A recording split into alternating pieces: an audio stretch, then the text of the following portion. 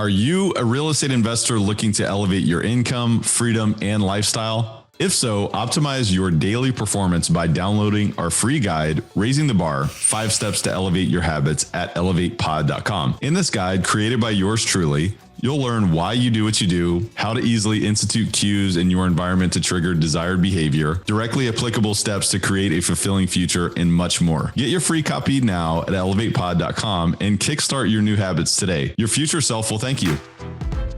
Welcome to Elevate, the masterclass where we dissect the elements of exceptional achievement and lifestyle design with a focus on personal growth and real estate investing.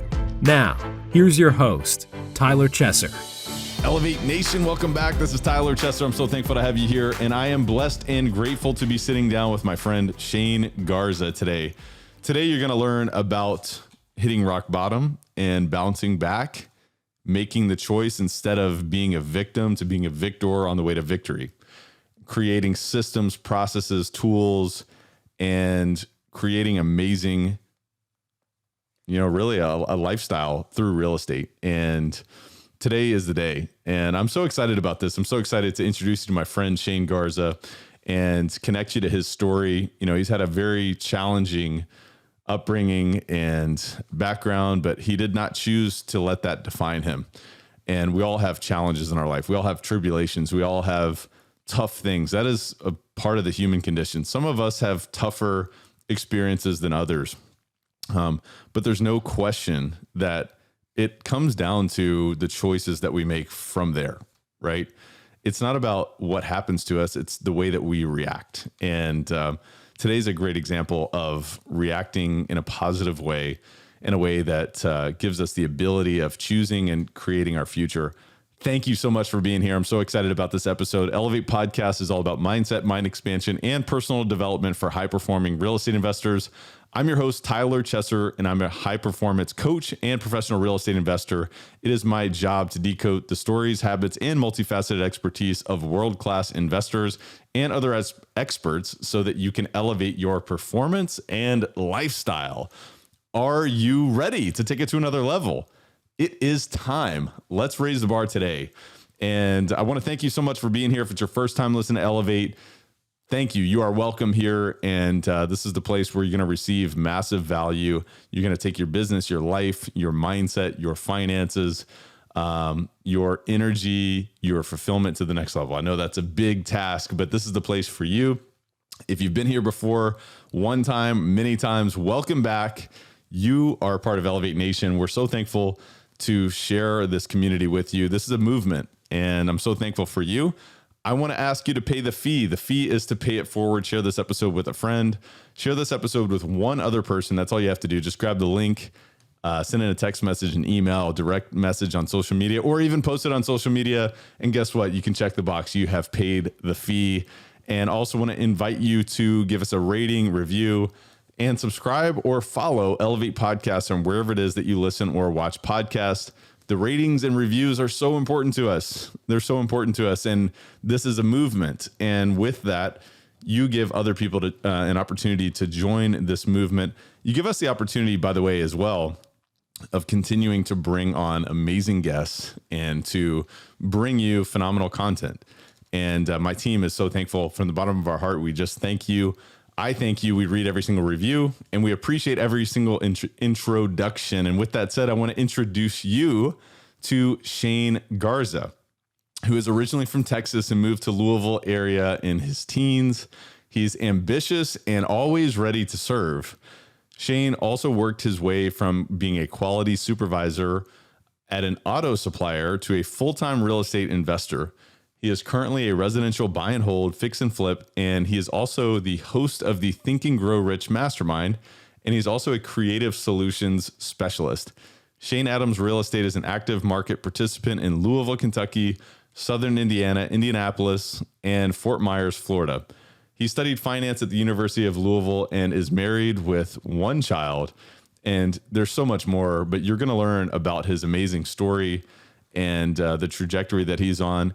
And I want to invite you to be inspired, but also be willing and ready to learn, because there's so much that Shane has committed to in the development of his business that I think you're going to find enlightening, exciting, and instructive. So without further ado, please enjoy this amazing conversation with Shane Garza. Shane Garza, welcome to Elevate, my friend. How are you? Doing well. Doing well. Man, we got to get you doing better than well. I have a feeling you're much better than well. You're just being a little shy for me right now. What do you think? Well, no, I mean, obviously, this is one of the things I think for me is a growth move. I really, really want to step outside of my comfort zone. It's funny because I'm very outgoing, I'm very outspoken, but I hate public speaking. And I hate getting in front of crowds. But I know, like we've talked about often, is just to step outside of your comfort zone. It's what's going to take you to the next level. So. Yeah, and I appreciate that about you, and I think it's a great thing to share. That you don't really enjoy public speaking. In fact, it's interesting to note that that's the number one fear that people have today is speaking in public, and it can be very nerve wracking in many different ways, and sometimes it's a clue into our psychology in terms of what's actually happening in there and why. What's the story behind that story? So I'm just endlessly fascinated with that, but I just appreciate your growth mindset. I appreciate your willingness to join me today and share your story and also share just the way that you look at things, the way you look at real estate, the way you look at purpose, fulfillment, growth, all that good stuff, man. But it's been a pleasure to really get to know you so much better over the past couple of years, just, working together in a coaching relationship, but seeing you flourish as a business owner, as an investor yourself. But man, I want to introduce you to Elevate Nation. So as we dive into this conversation, as you know, one of the things that I love to do is to ask my guests to describe themselves in the way that other people that know them best would describe them. So if you wouldn't mind, give us a sense of how people that know you best would describe you, Shane. Yeah, I'd say, well, I'd like to think, that most people see me as a go-getter, somebody who's going to be resourceful rather than, always have the resources. And I think that's what's allowed me to get to this point today. I'm also, I probably have a higher risk tolerance than most, but, at this point in my career and my business, I think it's the time to take those, steps to try to get us to the next level. I definitely am very faith driven, and contribution is definitely a big part of my life. And so, again, like we were just talking about, I doing the things now that are going to get me to that point here in 5 or 10 years to where I can really focus on that.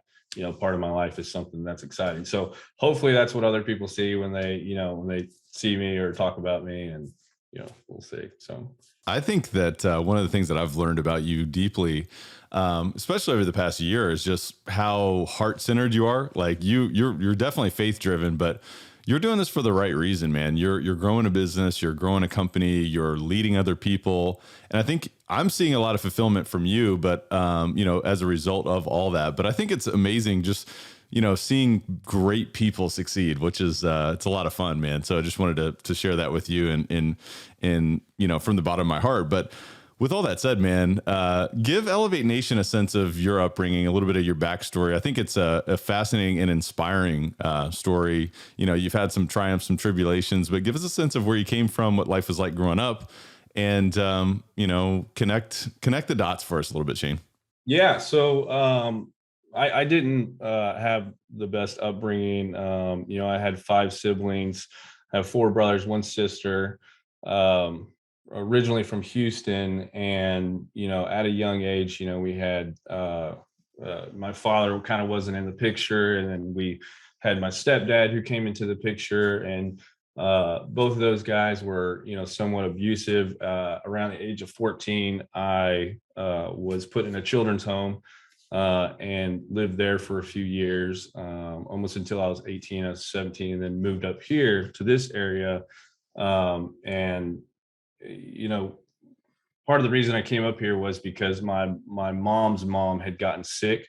And so my mom moved up here. She actually ended up splitting up with my stepdad, and who at that time was, him and I had a very bad relationship. And so I think my mom, saw that, hey, I had gotten past that. And then I was able to move back, with her up here, but she had to take care of her mom, who lived up here in Indiana. And give a little more context, both my parents ended up passing away from drug overdose. And, that's one of the things too. It's odd to me, or when I see people that have parents that have done something like that, I see them going, one way or the other. Some kids are like, hey, I'm not going to do that at all. I don't want anything to do with that lifestyle. And some people follow those footsteps. And I was definitely the prodigal child, who made the wrong decisions, early on.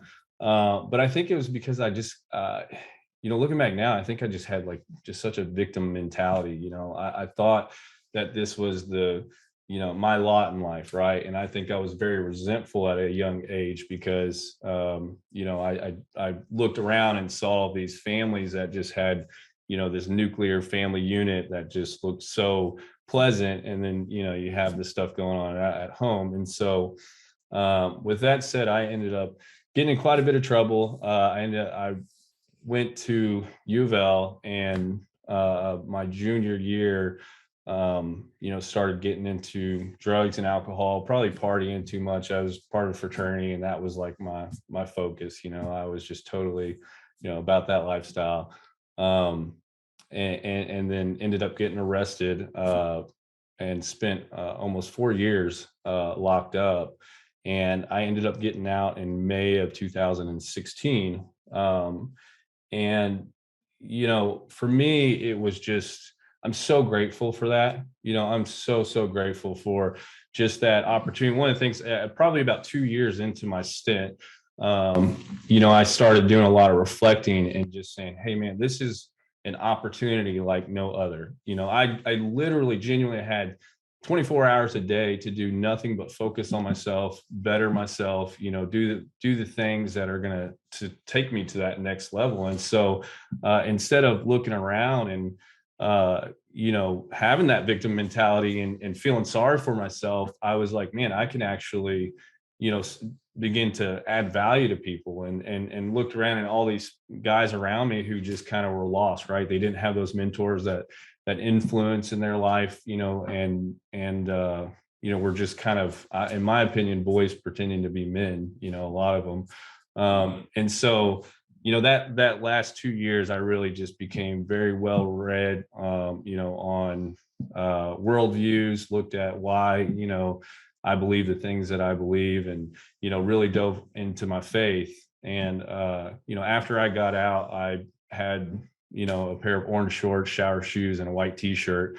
I ended up, I was on home incarceration program at a halfway house, and didn't have my license, and had to I was paying a buddy of mine like $5, per ride to get to work. And then I would take the bus. I had a bus ticket. And to me, it was just a humbling process, because I just think, growing up, I felt like I deserved more than this. But whenever you're, walking a couple miles to the bus stop and then going to work, and it's like, I have nothing at all to sit here and be flashy about, right?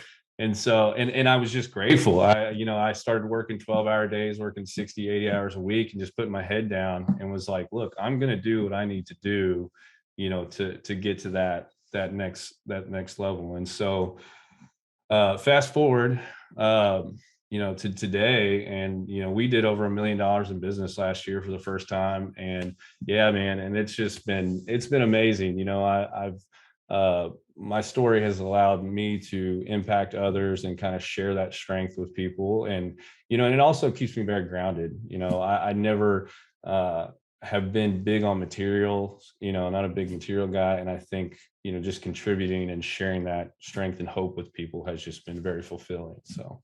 Man, thank you for that story. And I'm just grateful for it, because I know that many people go through challenges, tribulations in life. I mean, I think that's kind of the theme of most human beings' lives, is that we have challenges, some more extreme than others. And appreciate you sharing just kind of the, backstory of, not only just kind of growing up with your family, but some of the things that you went through as an early adult. I'd actually be curious. I mean, you mentioned one thing when you were in jail. It's like, man, you realize this time where it's like, man, I'm grateful that I have 24 hours a day. I can work on myself.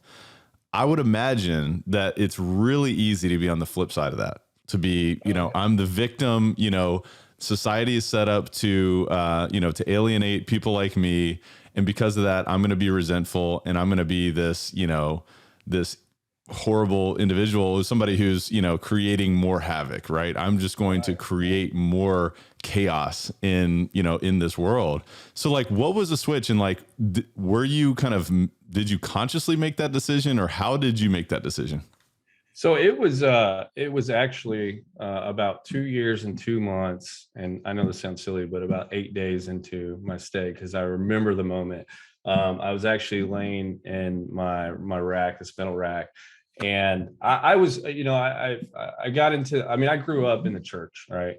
And, this gave me, I started reading the Bible when I was in there, and I was like, look, I'm going to come at this as a skeptic, right? I'm going to look at everything, and not try to be biased one way or another. And what it was is at that point, I just continued to read, and I saw, how much this stuff tied into history, and really just, decided to put all of my eggs in one basket. And I just sat there and prayed, and I looked at, and I was just bawling, dude. I was crying my eyes out, and just telling God how grateful I was. I was so grateful. And I look back at that moment because I had nothing, I had nothing at all.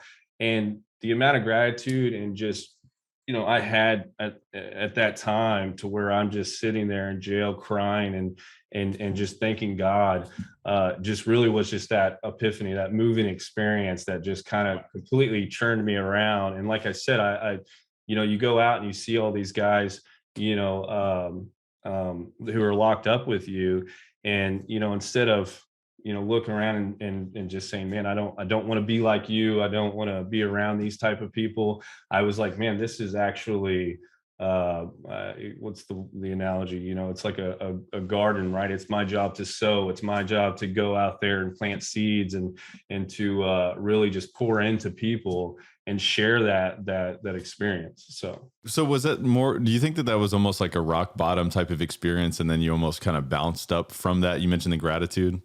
Yeah, see, and that's a good question, because I guess there's so many different rock bottoms. I mean, how somebody's rock bottom can be way up here, and yours can be there, but it's just it's such a mindset shift. I think that's the whole. It was like something just clicked, and it was like just completely changed my perspective, and I think now, that perspective is what grounds me for everything that I look at in life today, right? Mm-hmm.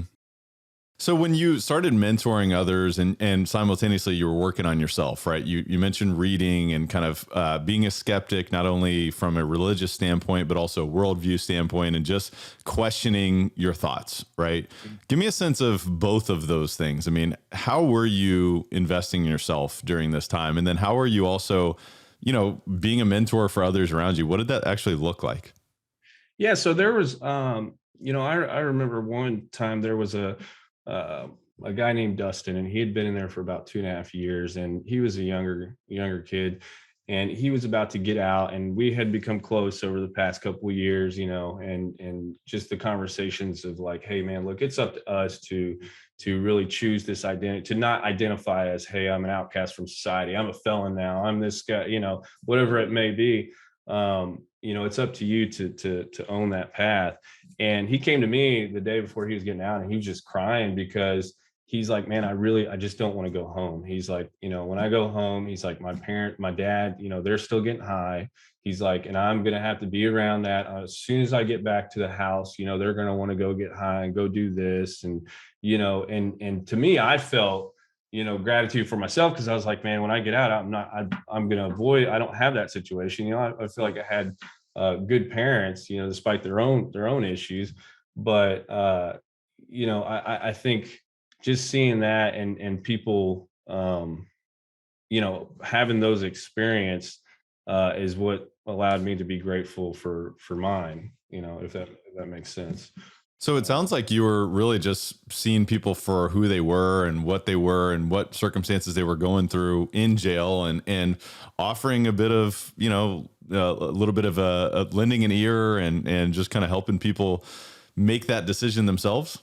Right. Yeah. Cause you just listening, man, it just goes, there's so many different stories and people, everyone wants to express themselves. Everybody wants to be heard. And, the most common theme I saw in there was about 96% of those guys didn't have their father in their life. They didn't have that mentor. And so that was something I told myself was like, hey, when I, become a father, I'm gonna, be, the complete opposite of right of this guy I am today. So Well, full circle now as a father. Obviously, your son is even there with you today. Not on camera here, but big shout out to you, man. That's an amazing full circle experience. But in terms of that time, and I do want to move beyond that time here shortly, but I think it's instructive. I'm just curious. You made that decision. I think it's just so powerful again that you made the decision instead of being a victim, you were now going to choose to be a victor on the way to victory. And obviously, you're showing that in such an amazing way today, it's so inspiring. But during that time, and you were like, you know what, I'm not going to be this victim. I'm going to use this time and be grateful and to pour into myself, because I know that I have this limitless resourcefulness. You mentioned that in the beginning of our discussion today. What did that look like? I mean, was it reading, journaling? yeah, Give me a sense of what that looked like. so it was definitely both. I just had books after books sent into me to where I was just reading every day. And, it was about, a lot of it early on was about first century Rome and, what was going on at that time. And then it geared more towards, especially towards the end of my stay. It was like, okay, well, what do I want to be once I get out here? So I did start reading about real estate, started reading a whole lot about that, and taking notes. I think the very first book I read was called like maybe The Millionaire Next Door. And then obviously I read the Richard Kiyosaki books and started, and getting a sense of, hey man, I can actually do this. And I think you and I've discussed this before, but 80% of being a millionaire is psychology, right? Just knowing and believing and thinking that you can. And so I just really started, I put together a budget, for myself. And I put together, I still have it at home, a whole spiral. And I had wrote down all these things. I had one page that was like 10 reasons why I never want to come back here again. There's stuff like that, and then I wrote like a bucket list. Like, here's the things that I want to do. I want to accomplish. I want to be a deep sea fisherman. I want to be doing this stuff. Right. And I look back at even the budget I had set, and it was like a $400 budget a week, man. And I look back now, and again, it's just so easy to have that stuff in your hand and to have, gratitude and just say, hey man, look where I was to where I am today, because really I've just grown past the point of everything I had prayed for, at that point. So man, that's awesome. And it's like in the material world, like coming out of jail, you said you didn't have really anything. You had almost nothing. You had like a t-shirt and a pair of shorts and maybe some shoes, but you had this desire. You had this belief in yourself, and you recognized that resourcefulness would take you to that next step. And you also had this work ethic. I mean, you mentioned coming out and saying, you know what, I'm just going to do whatever it takes to succeed. I'm going to do whatever it takes to not go back there and make these commitments to myself. But give me a sense of what did it look like coming out? And obviously you mentioned having a desire to get into real estate. So I'd love to get there as well. Well, the first concern obviously is, now I have a felony.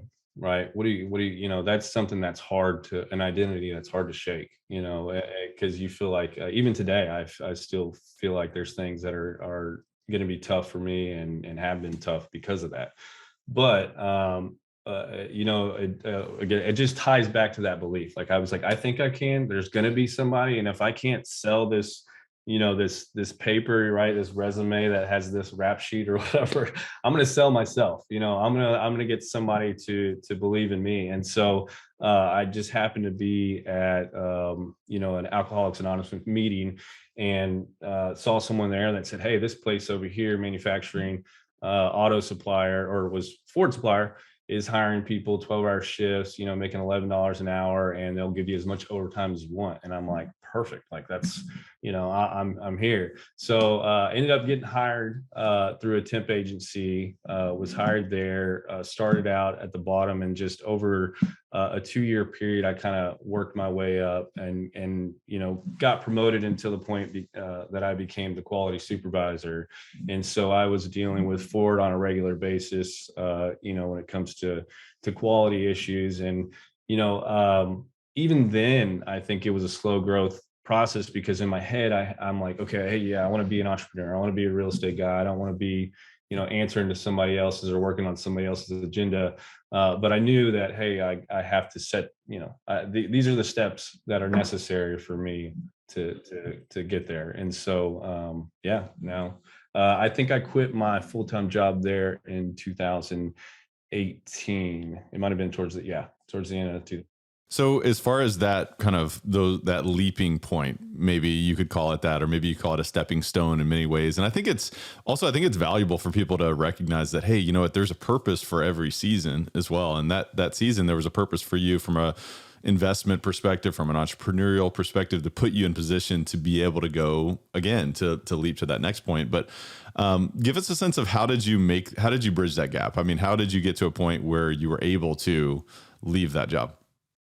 So well, the first thing that had happened, and unfortunately, but my mother had passed away, and we got a life insurance policy that we split between the siblings and myself. I got $25,000, and then I reached out to actually one of my biggest private investors now, but had asked them to borrow the money to put up for the rest of the property, and then for the rehab for this house that I had found. The first house I had bought was from a World War II veteran, 98-year-old guy, one of the coolest dudes, I ever met.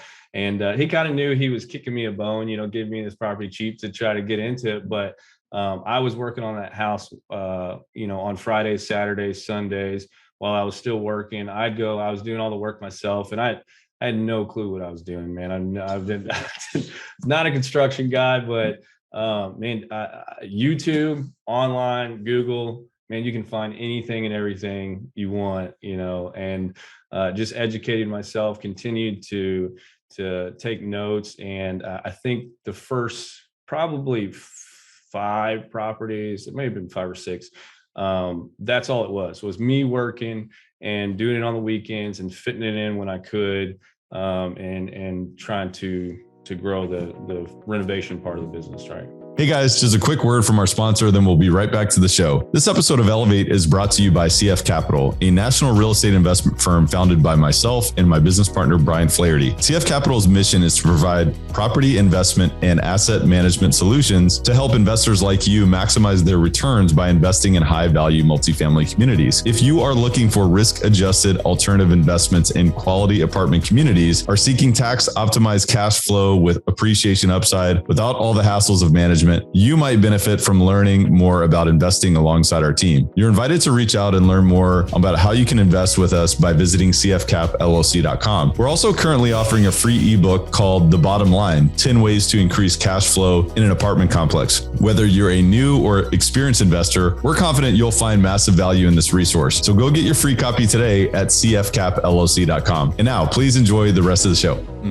I call that a whatever it takes mentality, man. And it's funny you say, it's like, I had no idea what I was doing. I think there's such a pattern there. You see that in many regards, people who want to get started in real estate or any endeavor as an entrepreneur or investor. It's like, well, I just don't know what I'm doing. And so you have to be able to know, you got to go. And I think that's amazing that you were able to do that. But as you kind of have continued your progression, obviously you mentioned you exited your W-2 role in 2018 all the way to now, obviously now 2021, you had, record year, over $1 million in revenue. But as you continue forward, obviously you continue to ramp up, and I've seen what you're doing, man, and it's exciting. But give us a sense of what your investment focus is now. Obviously you've been doing a lot of fix and flips. I know you do some wholesale. I know you do some mobile home park investing, but give me a sense of what does it look like today? Yeah. So I'm trying to, step outside of the single family and move to commercial. I think earlier this year, this year we had 3 mobile home communities under contract. and we ended up backing out just because there's just a little bit too much hair, on the deals. It took more CapEx initially than we anticipated. And then I started realizing like, hey, we have a business that has to continue to produce revenue for us to grow. And so I think, I was taking a little bit too much of because, it was a teachable lesson for me that our bandwidth is only so much, right? You can say, hey, I want to do all this. And at the beginning of last year, it was very much just, hey, let's throw a dart at the board, and hope that we can accomplish, these goals. And we didn't quite get there, but now we have, tracked everything, right? We've got KPIs and we have metrics that we follow that have really allowed us to set the glide path, for this upcoming year to put tangible, realistic goals in place. And so now when I say 2023 is going to be the year that we kind of jump full steam into the commercial space as far as picking up mobile home parks and storage facilities, that's because of these things that, these stones we're setting, right, to get us there. So yeah, it's very methodical, and I love just the willingness to do whatever it takes to continue to stack to get to that position. But looking back over the past few years, maybe it's 3, maybe it's 4 years, I'd just be curious if you were to point to some of the challenges that you faced in that growth trajectory to get to where you are now. Yeah, so I started doing a report back in October, and I'm doing a report every month for my investors. And I wrote down some lessons that I kind of learned, especially out of this past year. And some of them may seem, silly or, a business 101, but, when you go through the process, it's much more, for me, at least, it's more of a learning experience than just to read it somewhere. But one of the things, obviously, is when you're out of cash, you're out of business.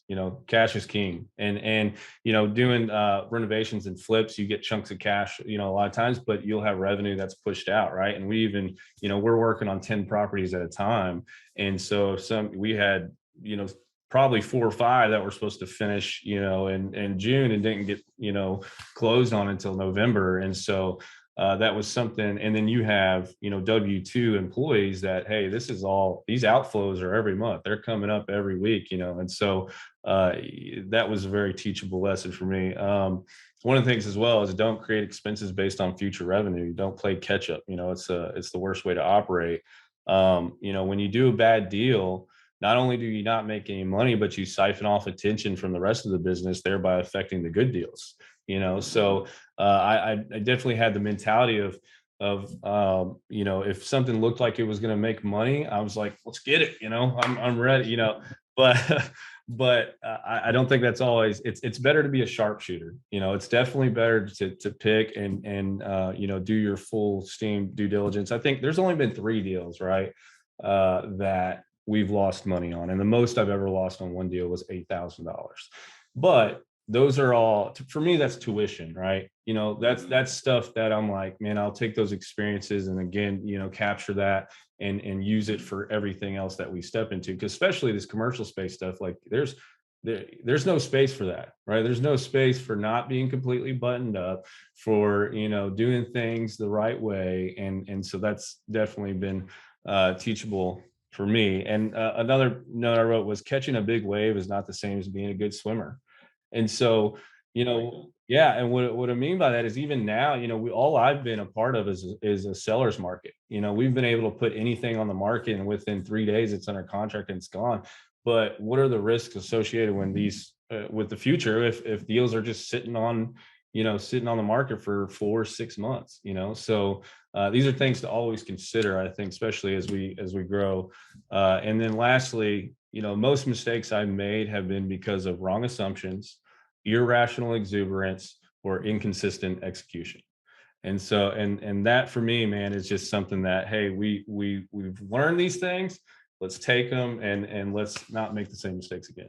That's so good, man. And, people get caught up in this wave of this market or this market cycle that we've experienced over the past 10 years and just think that, man, they're the best and greatest investor that this world has ever seen. But what you just described to us or showed us is the mindset of, there's always something to learn. There's a mindset of humility there that shows that, you know what, I'm not the smartest person in the room. In fact, I've got a lot of room for improvement. The other thing that I think you and I share deeply is like, failure is not fatal, but it is feedback. And you got to take that feedback to experience that growth. And so if you've paid that tuition of $8,000, or maybe you broke even and you feel like you paid tuition in that standpoint, take it, receive the gift there. And that's really, really good, man. I want to encourage the listener to re-listen to exactly what you just shared there. There's so much depth of wisdom. But I wanted to actually go back to KPIs, because you mentioned that that's been important for you guys as you track forward. And we're just talking about looking back and taking the lessons of failures, or, maybe even some challenges that you've faced kind of coming up. But give us a sense of, what are the KPIs that you're tracking? What are some of the more important KPIs that you guys look at on a weekly basis? Yeah, so we have our weekly level 10 meeting. I get that question a lot. What is a level 10 meeting? I'm like, when you know, you know. That's exactly right.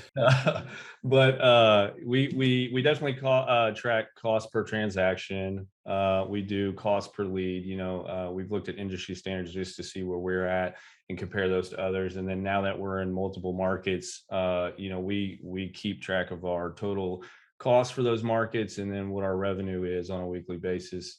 And then our deal flow, we look at the number of connections we've made on a weekly basis. We're doing multiple channels of marketing. And when I say the cost per lead, we've also broken that down by channel. Our direct mail costs, our texting costs, our cold calling, in each market. And then individual performance. That's one of the things for each one of us, that just to hold ourselves accountable, is how well are we producing? Because to me, I love it. Like I kind of geek out on that stuff, because when you have a spreadsheet with all that information in one place, it's so easy to keep your finger on the pulse of the business, and to know and you can react very quickly. You're not waiting a month or two later, and finding out, oh wait, we should have been doing this. And so, those are some of the things we track. Absolutely. It gives you a pulse on what's actually happening, so that you're not behind the eight ball. I think one of the big mistakes that many investors do, and this is something I've fell into from time to time, is looking at a monthly report and saying, all right, well, here's what happened last month for a particular asset as an example. It's like, well, that already happened. We can probably make a change, and that might impact next month, but we're already 30 days plus too late. And so I think looking at it on a weekly basis, having a continuous pulse of what's happening in your business, not just from an asset level, but from a production level, from an activity level, is super valuable. But you mentioned a few things there I wanted to dive a little bit deeper in. When I think about your investment focus now, and, talking about deal sourcing, outreach from different, marketing channels, give us a sense of what deals are you looking at? How many deals are you looking at on a, weekly basis, monthly basis? How are you sourcing them, and so forth? So we're doing roughly 6 deals a month right now. It's about our average. And these are mostly flips, right? Yeah, well, flips, wholesales, and wholetails. Actually, I'll give a shout out to wholetails, because we've had some really great wholesale deals, and I don't know if anyone's familiar with that. You're gonna have to educate me on that one. So all it is it's similar to a wholesale, but we actually purchase the property, close on it, and then we may end up spending some money on cleaning up the property.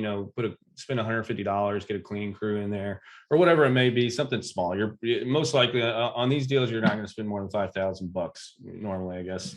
And then you just put it back there, put it back out on the market as an investment property, and we've had a couple. We just had last week, we had 2 of them. We had one that we bought for 62, cleaned it up for $500, and now it's under contract for 140.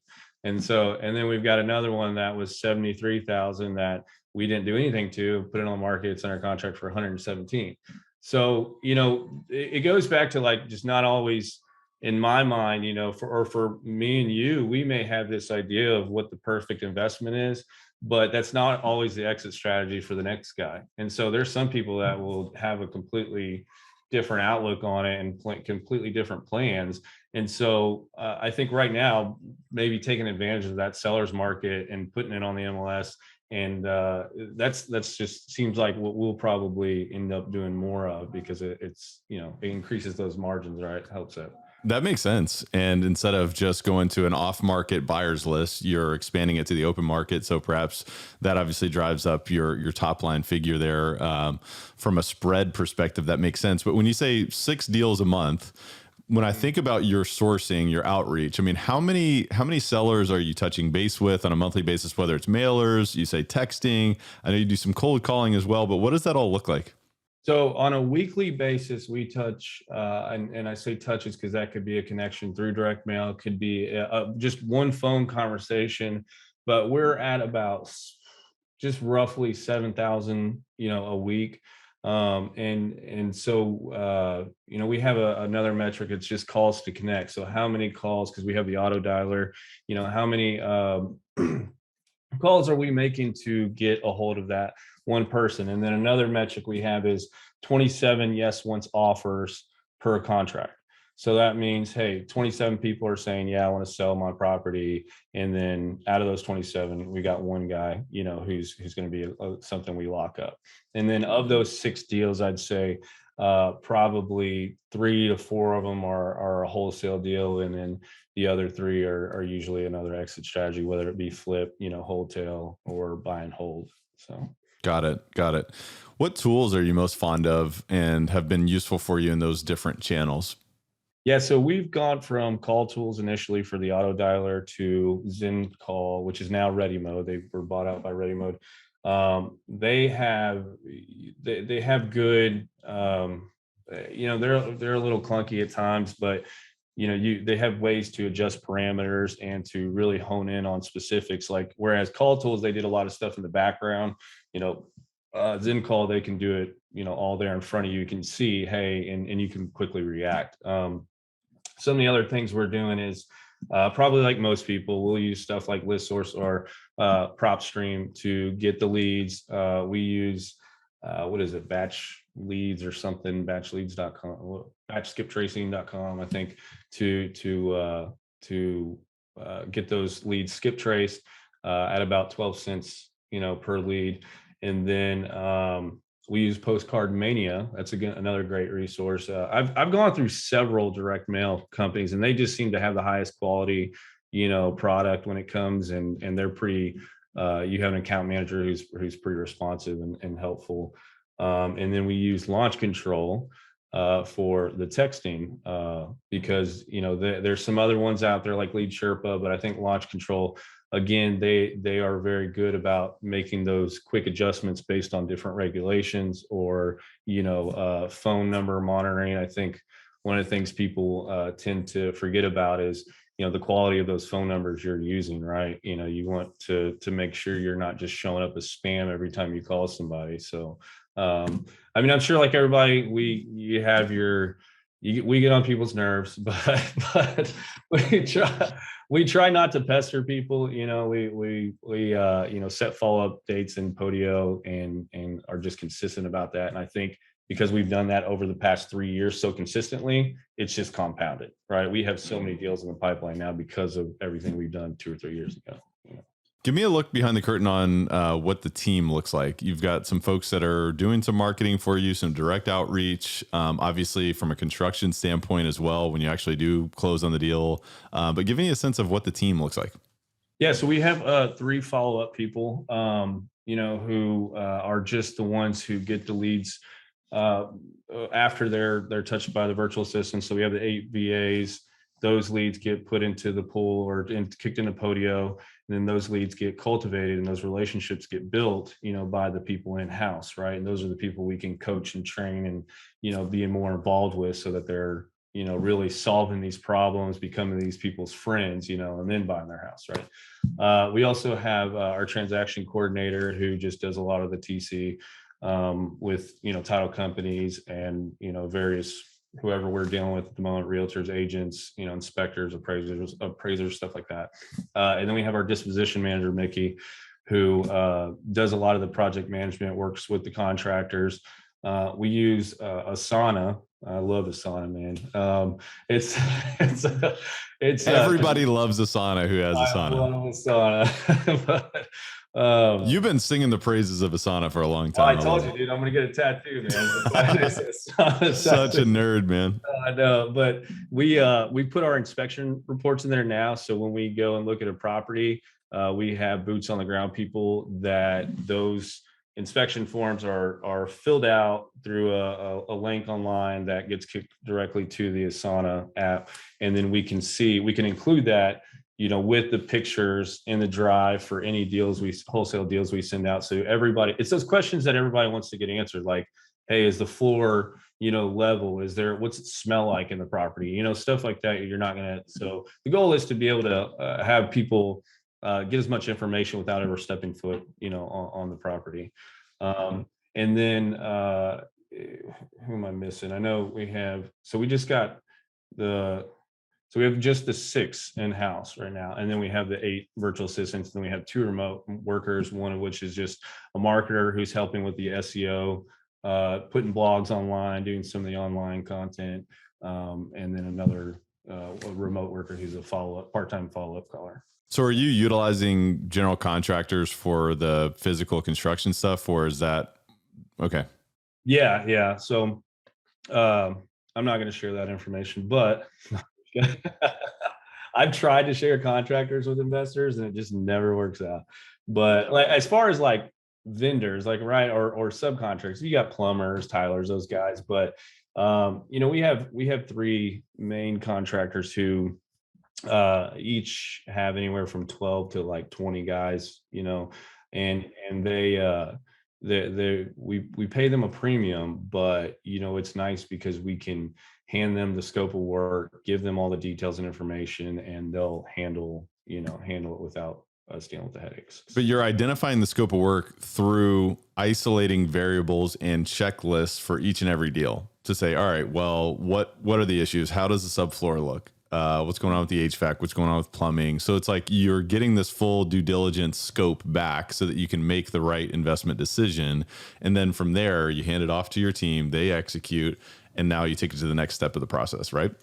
Yeah. So the systems in place we have now is that we have one spreadsheet that has what's called our PREC sheet. It's got the price per square foot. It's got everything that you could ever do to a property on it, right? And that's the first initial,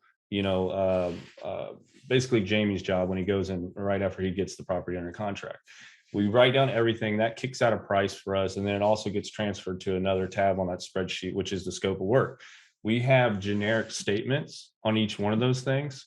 So we'll have something that if it's a roof, we have stuff that we've included in those generic statements based on miscommunications in the past, and we put them in there, and then we'll add to it, if there's a little more detail to that, right? And then once that scope of work's filled out, we kick that to a virtual assistant who has the spreadsheet with the material list that has all the Sherwin-Williams, Home Depot, all that type of stuff. And then they'll put all that stuff on a list, send it to the pro desk, and then they'll get the material ordered and shipped to the property. So yeah, we try to get as much control of that because you can keep control of the costs, right? You can, and people aren't marking things up, and then you can, you're not wasting stuff where they're going and buying 6 things of caulk when you only need 1. Mm-hmm. So once you've structured your deal, you've created the appropriate assumptions for the deal through your, the systems that you just described. Give me a sense of what does it look like from a financing perspective? How are you financing your deals? So most of mine is done through a private lender. I do have a couple of hard money lenders I work with, but I've just been able to build really good relationships with these guys to where they trust me, and it's just a matter of a text at this point. Just, hey, I got something I'm taking on. They at the moment we have about 2 million out on these properties, and my goal is, and I keep you and I have talked about this, just priming them, right? I'm priming these guys so they know whenever we step into that commercial space, like, hey, look, man, you're actually probably going to enjoy this because we're not going to have as many transactions. We're going to just have these one, and then we're going to be very focused on that. And so they're excited about it, man. It's just, again, I don't want to bite off more than I can chew, and it's that crossroads of comfort, and taking the next step versus, hey, let's not put the cart before the horse. So as far as that goes from a breakdown, when you think of financing those deals, you mentioned a private lender that you've got a programmatic relationship with, which I think is extremely valuable. And it's not necessarily hard money, but give us a sense of, I mean, how does that look? I mean, are you putting equity in the deal plus a little bit of the balance there? Or what does that look like? So that's 100% financing, 9% no minimum. So it's a pretty solid deal, but the hard money guys, they're a little more expensive. As some guys that do 10%, maybe with a point or something on the back end, but you have to pay the fees and then the appraisal and all that stuff. And this one I can just kind of roll with. So I love it. I love it. So one of the things that you've shared with me and that I've recognized in you is that you've just been so consistent. And it's just this consistency of execution that I feel like has allowed you to compound and create more opportunities, grow your team, grow these systems, these processes, these tools, optimize the way that you're looking at your business. But talk to me about the role that consistent execution has played for you. Yeah, it's man, there's a great quote out there somewhere about, it's the boring, consistent execution that creates those overnight successes, right? That are actually over 10 years, right? But and more and more I get that, it's especially when I'm looking at the P&L at the end of the year, and I mean, I paid myself $10,000 last year. I didn't pay myself much at all, but I know it's just setting those things, for the future, to where, hey, I will, here in 5 years, really, is I'll have that freedom. And it's not just the financial freedom, because even today I feel like I'm financially free. Like, I feel like I can go and go buy a drink at a gas station without looking at the price. Like, to me, that's freedom. but the real freedom, I think, is whenever we have the time, we're going to go take 3 to 6 month vacations every year, and work remotely if we need to, and that's what I'm most excited about. So Shane, before we wrap into the rapid fire section of the podcast, I wanted to ask you, man, because we've been talking about execution strategy. Obviously, we started with where you came from and a little bit of that drive and rationale and thought process behind your metamorphosis, and lack of a better description, as a human being, as a leader, as an investor, entrepreneur. But give me a sense of what role has mindset played in this path? I think mindset is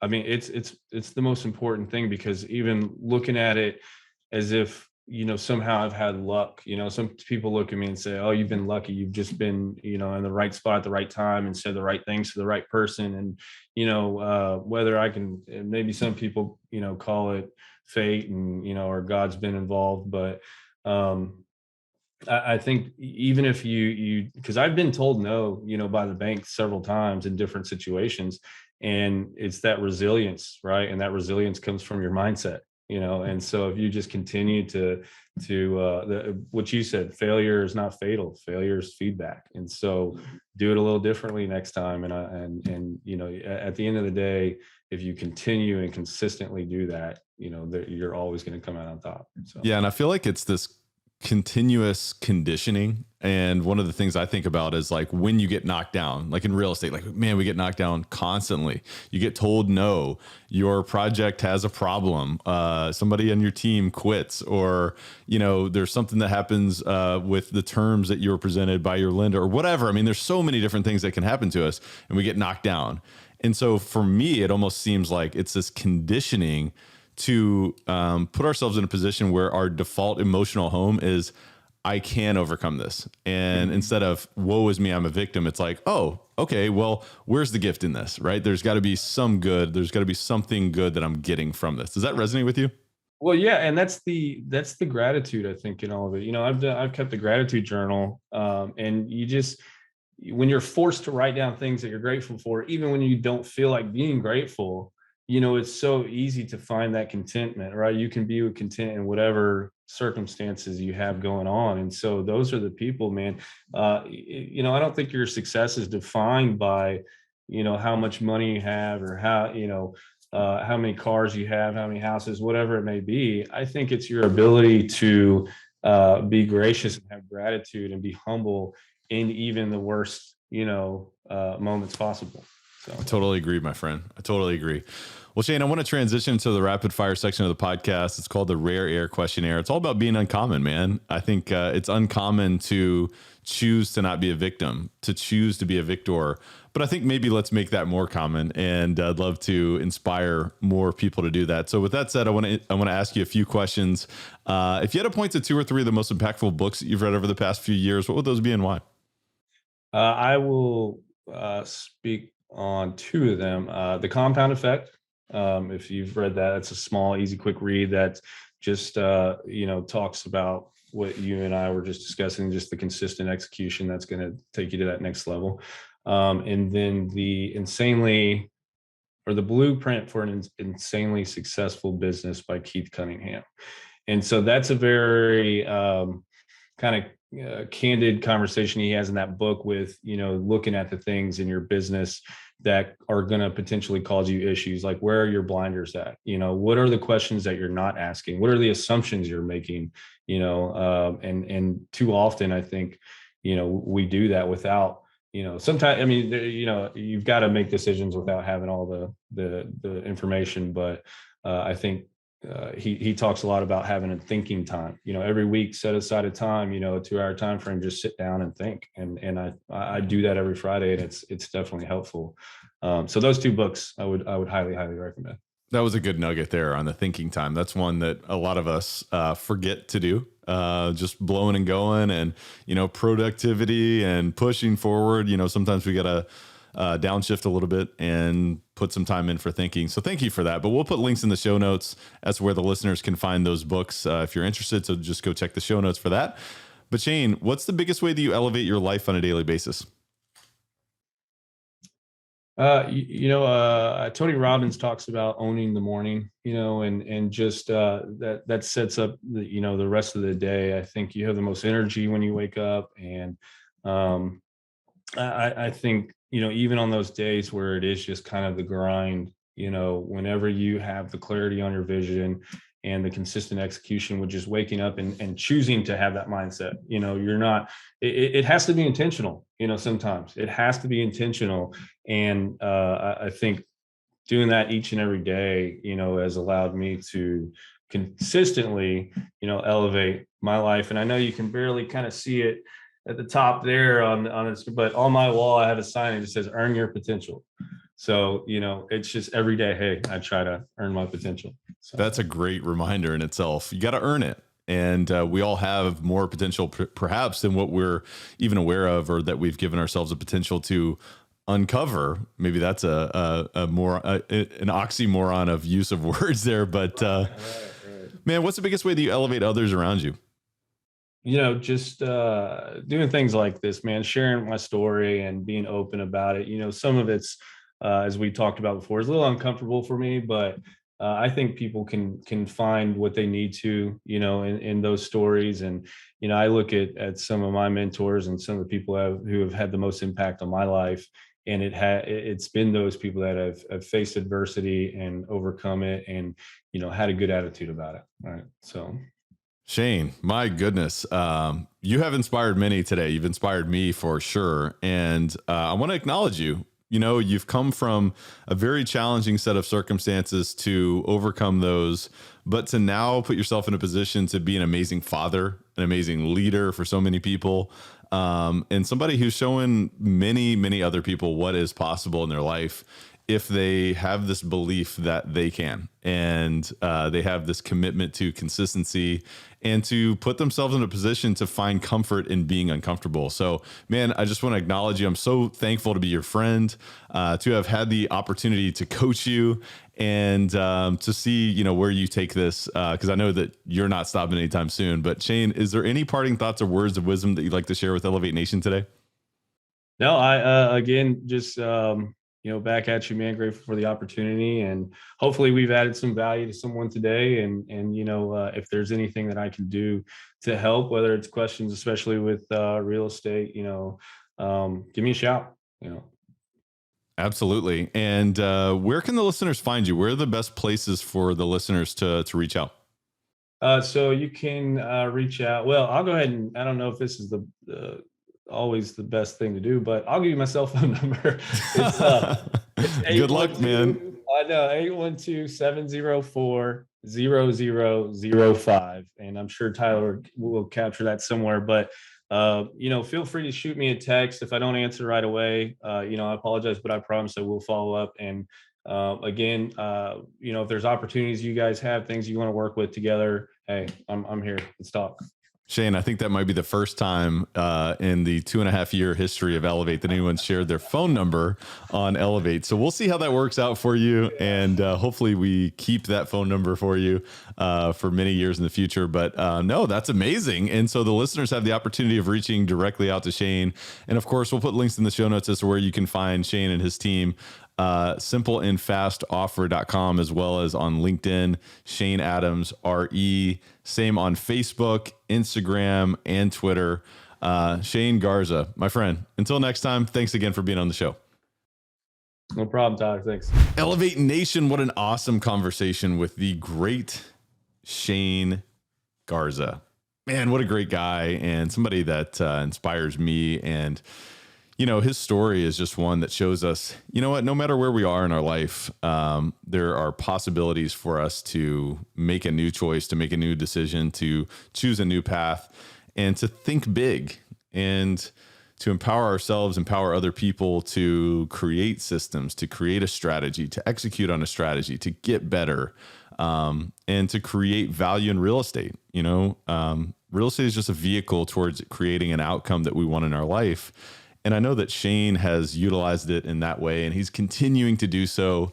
I can't wait to bring him on again in the future so we can reflect on the growth and the contributions that he's made in that future.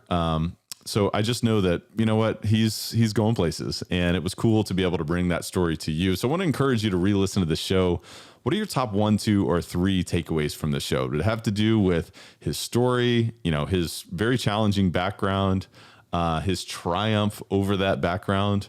Or did it have to do with some of the tools and the strategies and the tactics and the systems and, these amazing things that he's been able to implement in his business, the team structure? What was it that you were shocked about? What were you surprised about? What do you want to learn more about? What is it that you want to dive into and maybe you have some curiosity to learn more about? What do you want to Google and search more about or ask someone else about? I want to encourage you to have a discussion with someone else. Re-listen to the episode, because you're going to learn twice as much when you re-listen to the episode. And of course, having that discourse with someone else allows us to expand our mind. But most importantly, when you think about your distinctions, I want to challenge you to put those in action, put them on your calendar. Maybe it's, hey, I want to dive into this. I want to learn more about this at a point in time in the future. That could be an action step. Or maybe it's, I want to implement this tool, or I want to increase my deal outreach per week to this level by this date. I mean, these are just some examples, but I want to encourage you to take massive action. Elevate Nation, thank you so much for tuning in. Until next time, we will see you then. Have a great day. Thank you for listening to Elevate. If you enjoyed this episode, be sure to rate, review, subscribe, and pay it forward by sharing with a friend. Most importantly, take this opportunity to elevate your results by taking immediate action on what you learned. For more, visit elevatepod.com.